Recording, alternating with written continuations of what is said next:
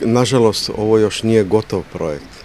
Koliko pratim, a pratim recimo zadnjih 4, 5, 6 godina, to je dio projekta i kao što vidim on se još nažalost nastavlja dalje. Dakle, ja neću biti ništa originalan, ja čitam slavne i sjajne makedonske autore koji su pisali prije mene, ja sam isto pisao o tome prije 2-3 godine, koji isto govore o jednoj stvari kako to nije riječ o jednom, recimo, kulturnom projektu, nego političkom projektu, kako to nema nikakve veze sa umjetnošću, sa estetikom, to je vulgarna estetika, to je notorni kič, međutim, to je politički kič prije svega. To je politički kič koji pokazuje samovolju jedne vlasti koja je mimo stručne javnosti, koliko sam upoznat, a dosta sam pratio autore koji su o tome pisali kontinuirano od početka, od prije nego što su i počeli ovi konjanici nicati. Riječ je uvijek, dakle, o političkom projektu. Вие изјавивте веќе овдека дека се работи за една шизофренија. Da, ja to gledam, to je bolest. Mislim, šizofrenija je evidentirana bolest, a ovo su svi simptomi jedne takve bolesti. Dakle, imamo podvojenost, jednu potpunu, koja imate stvarnost je jedna, a iz nje se konstruira jedna nova fiktivna stvarnost koja bi trebala naime dati makedonskim građanima, Makedoncima i uopće svim koji žive u Makedoniji jednu drugačiju sliku od one koja je stvarna, koju se poznaje i tako dalje. Drugim riječima, zaboravlja se jedna komponenta, a to nisu samo fakti. Fakti su sasvim evidentni i jasni, da se zna ko je kada bio, gdje je živio, ko je kada došao. Međutim, zaboravlja se na jednu vrlo važnu supstancu, a to je memorija, to je sjećanje. Prema tome, stariji građani, recimo od 30 pa nadalje, vrlo dobro znaju što je Makedonija bila. Od kraja 19. vijeka, kako se borila za svoj identitet, za svoju samostalnost, kako je stekla kao država i kako je postala država. I onda se odjednom zapravo radi nešto što ide rekao bih, u prilog onim tendencijama izvana, od Bugarske, Grčke i tako dalje, koji ne žele priznati samostalnost, samostojnost Makedonije. Скопје 2014 овој проект почна како еден процес што се нарекуваше антиквизација, за да се докаже дека македонците имаат директно потекло од старите македонци, односно од Александар Македонски. Но сега се претвори во барокоизација. Da, pa barok, na primjer, nema nikakve veze sa Grčkom. Barok je proizvod jedne izrazito katoličke sredine. Barok je proizvod protureformacije, dakle, unutar katoličke crkve, kada smo se već odvojili prije dosta stoljeća, Martin Luther kreće u odvajanje od Rima.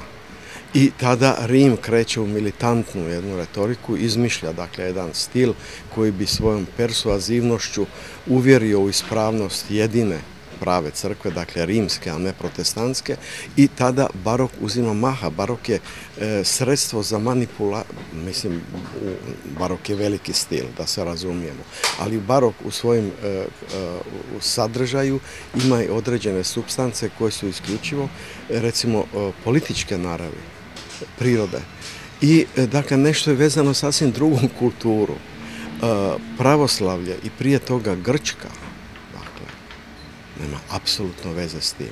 Nigdje nećete naći u ovim sredinama ono što je barok. Barok je završio prije Francuske revolucije odavno, prema tome Francuska revolucija nas je uzdigla negdje gdje smo i mi i vi, dakle i dio katoličkog svijeta i pravoslavnog svijeta i islamskog svijeta postali građani.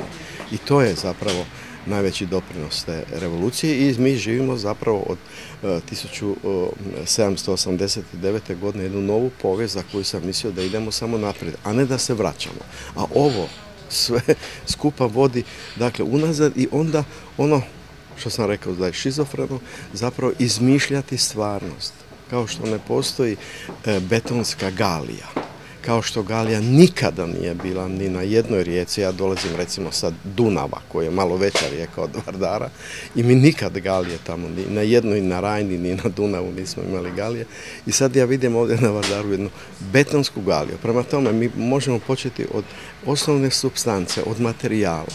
Kao što se laže u materijalu, tako se laže u ideji. A lagati u ideji puno opasnije i posljedice su daleko teže. Pored vaše mišljenja, što je pričinata za to? Za ovo sve, za ovako projekt? Kriva je jedna, rekao bih, žestoka nacionalistička ideologija koja očito u tome vidi neke svrhe. Ja mislim da se tu kriju i neki, bit ću vrlo vulgaran reći, ekonomski faktori. Sasvim sigurno neko od svega toga ima korist. Čitao sam i vidio sam čitao sam dakle da to košta neki 600-700 milijuna eura. To je ogroman novac za bogatu zemlju. Zemlja koja nema industriju, kao što nema ni Hrvatska, ni Slovenija, ni Grčka, i industrija ide dolje, proizvodnja je slaba. Čemu javna sredstva? To je plaćeno vašim novcem, poreznih obveznika Makedonije. Graditi nešto, nemate škole, nemate bolnice, ceste su vam strašne, trotoari su užasni. Prema tome, Skopje bi bilo mnogo bliže autentičnom Skoplju 21. vijeka jedne evropske države, kao što ja Makedoniju vidim, da ima dobre, recimo, trotoare i dobre ceste i dobro uređene parkinge. To ja vidim, da bi se javna sredstva trebala trošiti na taj način, a ne na kič koji opet ima vrlo dalekosežne posljedice. Ja sam se malo bavio, recimo, 20.